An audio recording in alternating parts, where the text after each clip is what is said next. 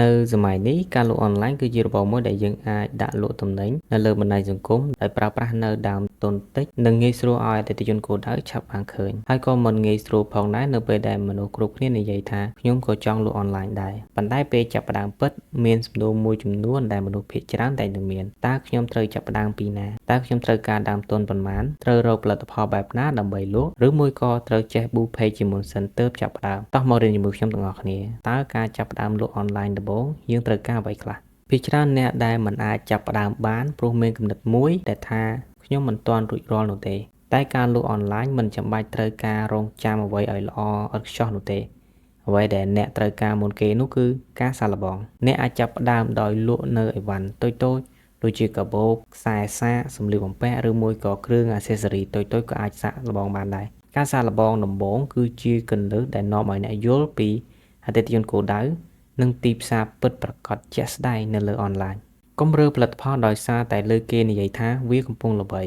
អ្នកត្រូវជ្រើសរើសអ្វីដែលអ្នកស្គាល់និងយល់ពីវាប្រសិនបើអ្នកចូលចិត្ត accessory តូចៗចាប់ផ្ដើមពីតូចទៅប្រសិនបើអ្នកចូលចិត្តផ្នែកសម្រស់អ្នកអាចចាប់ផ្ដើមពីការលក់ skin care ឬមួយក៏គ្រឿងសម្អាងជាដើមពេលដែលអ្នកយល់អំពីផលិតផលដែលអ្នកកំពុងតែលក់អ្នកក៏អាចនិយាយឬមួយក៏បង្ហាញទៅដល់អតិថិជនគោលដៅរបស់អ្នកឲ្យមានទំនុកចិត្តក្នុងការប្រើប្រាស់ផងដែរមនុស្សភាគច្រើនគិតថាត្រូវតែមានថវិកាច្រើនឬមួយក៏សម្ភារៈល្អៗដើម្បីចាប់ផ្ដើមលក់អនឡាញអ្នកអាចចាប់ផ្ដើមដោយគ្រាន់តែប្រើទូរស័ព្ទដៃមួយគ្រឿងតែប៉ុណ្ណោះថតវីដេអូនៅពេលថ្ងៃមិនចាំបាច់ត្រូវការពន្លឺភ្លើងថ្លៃៗដើម្បីជំនួយបង្ហាញពីរបៀបប្រើប្រាស់ទំនិញពិតជាក់ស្ដែងបង្ហោះវីដេអូជារៀងរាល់ថ្ងៃ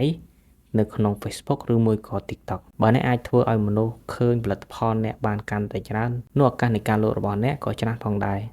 ការចាប់ផ្ដើមដំបូងមិនមែនជាការដាក់តម្លៃថោកជាងគេនោះទេ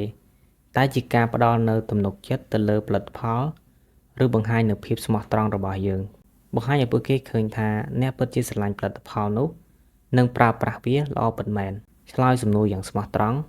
ប្រើពាក្យបង្ហាញពីតម្លៃមិនមែនតម្លៃលុយនោះទេពេលដែលអ្នកបង្កើតជំនឿបានការលក់របស់អ្នកនឹងកើតឡើងដោយស្វ័យប្រវត្តិការចាប់ផ្ដើមលក់អនឡាញដំបូងគឺដូចជាការរៀនសូត្រដូច្នោះដែរអ្នកអាចនឹងបរាជ័យម្ដងពីរដងឬមួយក៏3ដងវាគឺជារឿងធម្មតាទៅហើយសម្រាប់អ្នកលក់អនឡាញឬមួយក៏អ្នករកស៊ីមិនមានអ្នកលក់អនឡាញណាដែលជោគជ័យត្រឹមតែផលិតវីដេអូពី3ដំបូងនោះទេអ្នកត្រូវតែធ្វើឲ្យធ្វើទៀតនិងត្រូវតែខិតខំរៀនសូត្របន្ថែមជាប្រចាំជាចុងក្រោយការចាប់ផ្ដើមលក់អនឡាញមិនចាំបាច់ត្រូវរងចាំឲ្យល្អឥតខ្ចោះនោះទេអ្នកអាចចាប់ផ្ដើមពីតូចចំណុចសំខាន់គឺកុំឈប់រៀនកុំឈប់សាកល្បង